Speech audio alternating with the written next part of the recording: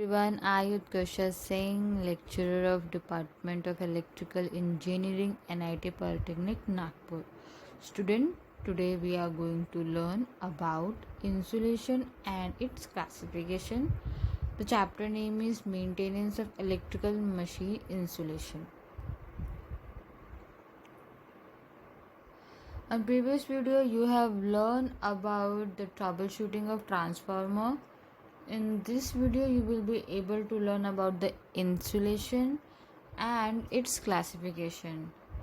So first, you have to know and you should know what is insulation. See, electrical insulation system जो होती है वो basically जो हम लोग wires, windings, ट्रांसमिशन लाइन ये सब जो यूज़ करते हैं इलेक्ट्रिकल सिस्टम में उनकी इंसुलेशन पे बेस्ड होता है.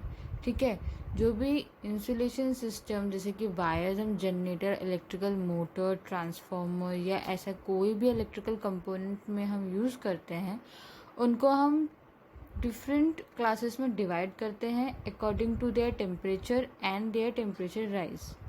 इलेक्ट्रिकल इंसुलेशन सिस्टम को हम लोग इंसुलेशन क्लास और थर्मल क्लासिफिकेशन में बोलते हैं. Now the qualities of insulating material used in the machine. Machine में कौन से टाइप के या कौन से क्वालिटी देख के इंसुलेशन मटेरियल यूज़ करना चाहिए. फर्स्ट वन की provide proper separation. Means insulation जब हम प्रोवाइड करते हैं तो ये इसलिए होता है ताकि किसी को शॉक न लगे अगर वो कोई मशीन को टच करता है, या तो फिर अगर आप ट्रांसमिशन लाइन को देखोगे तो जो ट्रांसमिशन लाइन की जो टावर होती है जिससे कि हमारे वायर्स कनेक्टेड रहते हैं उस जो सप्लाई ट्रांसमिशन लाइन में रन होती है वो उस टावर में नहीं होती है बिकॉज ऑफ इंसुलेटर्स, क्योंकि ये एक प्रॉपर सेपरेशन प्रोवाइड करता है जिससे कि क्योंकि ये कोई भी ह्यूमन के कांटेक्ट में आ सकता है pole tower. So if any person or any human come in contact with that pole or tower then he or she can get shock.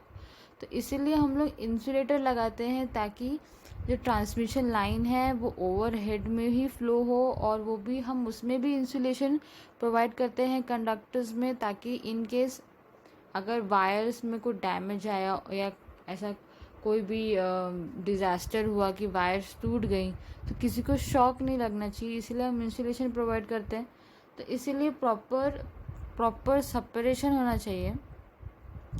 And even high temperature हो या ह्यूमिडिटी या किसी भी तरह का डर्ट, केमिकल फ्यूम्स वगैरह से भी प्रोटेक्ट करने के लिए हम इंसुलेशन प्रोवाइड करते हैं. तो उस टाइप की क्वालिटी का ही इंसुलेशन मटेरियल अच्छा होता है. नेक्स्ट है विथ स्टैंड मैकेनिकल वाइब्रेशन. देखो, इंसुलेशन कभी भी तब डैमेज नहीं होना चाहिए जब आपकी मशीन में बहुत ज़्यादा मैकेनिकल वाइब्रेशन है या जब मशीन वर्क कर रही है तब वाइब्रेशन क्रिएट होता है. तो अगर आपको इंसुलेशन डैमेज हो गया तो it is not a good quality of insulator. Compact जो इंसुलेशन होता है, जो इंसुलेटिंग मटेरियल होता है वो काफ़ी कॉम्पैक्ट होना चाहिए. मतलब जो भी स्पेस हम लोग इंसुलेशन कवर करता है वो थोड़ा स्मॉल और थोड़ा थिन होना चाहिए ताकि कोर, जैसे आप ट्रांसफार्मर को देखो या इंडक्शन मोटर को देखो उसमें कोर रहता है और इंडक्शन मोटर में कॉपर मटेरियल जैसे वाइंडिंग रहते हैं वो सब सेफ हो सकें, क्योंकि वहाँ पे वो बहुत ही लेस स्पेस में हमें वाइंडिंग प्रोवाइड करनी पड़ती है तो काफ़ी थिन वाइंडिंग्स रहती है. तो उस टाइप का इंसुलेशन मटेरियल यूज़ होना चाहिए. Fourth one is protect from high surges. जो इंसुलेशन है उसको हाई सर्जेस से डैमेज या पंचर नहीं होना चाहिए. देखो, जो ट्रांसमिशन लाइन होती है, जो लाइटिंग अरेस्टर होते हैं वगैरह, इसको हम लोग प्रॉपरली इंसुलेशन प्रोवाइड करते हैं ताकि ये पंचर ना हो, मतलब डैमेज ना हो अंदर से. एक प्रॉपर मटेरियल यूज़ होता है. सो जो क्वालिटी ऑफ मटेरियल यूज होती है इंसुलेटर में वो बहुत ही रिच होनी चाहिए जिससे कि आपका जो हाई टू हाई केसेस में भी, मतलब बहुत ज़्यादा वोल्टेज सर्ज हुआ या लाइटनिंग हुई तो भी आपकी जो इक्विपमेंट है वो डैमेज नहीं होना चाहिए. It should absorb moisture, it should not. ठीक है, एब्जॉर्व जो मॉइस्चर होता है, नमी, जो ह्यूमिडिटी होती है वो मटेरियल एब्जॉर्ब नहीं करनी चाहिए, क्योंकि उससे उसकी क्वालिटी ख़राब होती है from the surrounding. So this are the qualities of insulation material जो कि मशीन के लिए यूज़ होती है. Now, these are the classification of insulating material as per Indian Standard 1271-1985. 1985 बहुत important है, ये हर साल पूछता है ये question. This is very important. In this you can see there are insulation classes. 7 class होते हैं, जैसे क्लास वाई, ए, ई, बी, एफ, एच, सी. ठीक है. अब इन हर एक क्लास का जो इंसुलेशन होता है उसका अलग अलग मैक्सिमम परमिसिबल टेम्परेचर है. मतलब कि इतना तक इनका टेम्परेचर मेंटेन रहता है. ठीक है. हाँ, तो जैसे क्लास वाई और ओ, इसमें कौन कौन से इंसुलेशन मटेरियल आते हैं? Cotton, silk, paper, press board, wood, cellulose, PVC, VIR, है ना. इस तरह के जो cotton, silk, paper, cellulose, wood, ये जो हैं ये इम्प्रेग्नेटेड होते हैं. मतलब ये एब्जॉर्ब नहीं होते. ठीक है. इनको ये एब्जॉर्ब नहीं हो सकते. सोख मतलब सोख जो होता है ना, एब्जॉर्ब नहीं कर सकते ये. ठीक है. ना ही इनको हम ऑयल में इमर्स्ड मतलब डुबा नहीं सकते ऑयल में. अगर आपको इसको यूज़ करना है तो you have to use it as raw it is. मतलब आपको ऐसे ही यूज़ करना है. जैसे कहते हैं कि इंसुलेशन को इंसुलेटिंग प्रोवाइड करने के लिए हम जनरली उसको ऑयल में इमर्स करते हैं. बहुत सारा प्रोसीजर होता है इंसुलेशन प्रोवाइड करने का, जो कि हम नेक्स्ट कुछ वीडियोज़ में देखेंगे. तो यहाँ पे जो क्लास वाई और ओ जो है उसमें जो भी इंसुलेटिंग मटेरियल है वो ना तो इम्प्रेग्नेटेड होता है और ना ही इमर्स्ड होता है ऑयल में. You have to remember this material that is cotton, silk, paper, pressboard, wood. ये आपको ये नाम याद रखना है. नेक्स्ट है क्लास ए. क्लास ए जो है उसका परमिसिबल मैक्सिमम परमिसिबल जो टेम्परेचर है वो 105 degree. Cotton, silk, paper, impregnated paper, इस तरह के जो पेपर्स हैं इनको हम लोग क्लास ए में कंसीडर करते हैं. इसमें जो कॉटन, सिल्क, पेपर यूज़ होता है उसको हम लोग impregnate with a natural resin. जो रेजिन करके केमिकल होता है उसमें हम इसको डुबा के फिर मतलब उसको हम लोग सोक करते हैं. ये सारे मटेरियल वो रेजिन को एब्जॉर्व करता है एक प्रॉपर इंसुलेशन पाने के लिए. ठीक है. तो ये और इसको हम ऑयल में भी इमर्स्ड कर सकते हैं. तो इस तरह के मटेरियल्स हम लोग क्लास ए में लेते हैं. ठीक है. क्लास ई. क्लास ई में है जो इसका मैक्सिमम परमिसिबल मटेरियल जो है वो टेम्परेचर जो है वो 120 है.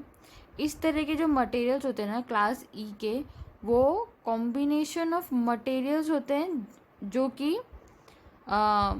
इस तरह के जो टेम्परेचर्स को एक्सेप्ट करें and it can work on that temperature. जैसे अगर इसको 120 टेम्परेचर दिया गया है तो ये उसमें काम कर सकता है. जैसे कि लैमिनेटेड कॉटन, कॉटन जो कि पूरे लैमिनेटेड हो, synthetic resin elements and paper laminated, जो लैमिनेटेड होती है उस पे ये काम कर सकते हैं. ठीक है. जो कि थर्मल और मैकेनिकल प्रॉपर्टी प्रोवाइड करता है. ठीक है. Now next one is class F. Class F the maximum permissible temperature is 155. इसमें जो माइका, ग्लास फाइबर, एस्बेस्टोसिस, ये सारे जो है माइका, ग्लास फाइबर है ना, ये सारे इनको लैमिनेशन प्रोवाइडेड है. वो भी एक प्रॉपर बॉन्डिंग सब्सटेंस के साथ, जिससे कि it is having a very high thermal stability. मतलब कि थर्मल स्टेबिलिटी मतलब कि बहुत ही ज़्यादा हाई टेम्परेचर पे भी ये स्टेबल रहेगा. इसका जो इंसुलेशन है वो डैमेज नहीं होगा. वो क्लास एफ में आता है.